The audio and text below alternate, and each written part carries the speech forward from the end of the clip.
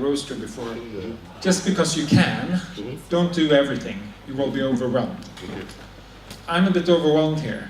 How do you handle this many processes without losing your way? I think the key that I say in there, I'm very enthusiastic with what I do, and I'm a very energetic person. But also training people is very important.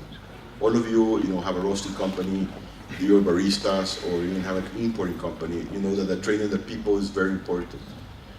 I have a way to operate with people. I trust people. If I don't trust somebody, I don't have a worker with me. But I do one thing: I always check. So, that's the way to do it. Train your people and show them how to do them, and they will be, they will be very happy to help you with all this. You're doing so many things here. It's the varieties, it's the processes, it's the on all levels. If a farmer in your area in El Salvador gets inspired, and I guess they do, and they come to the 15-time Cup of Excellence winner and say, "What should I do?" I guess they can't do all of this at the same time. What would be your first advice? Get good seeds.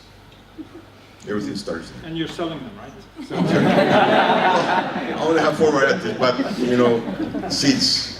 Like anything. I mean, somebody can come and tell you, "Okay, these seeds are good." You don't know where it's coming from.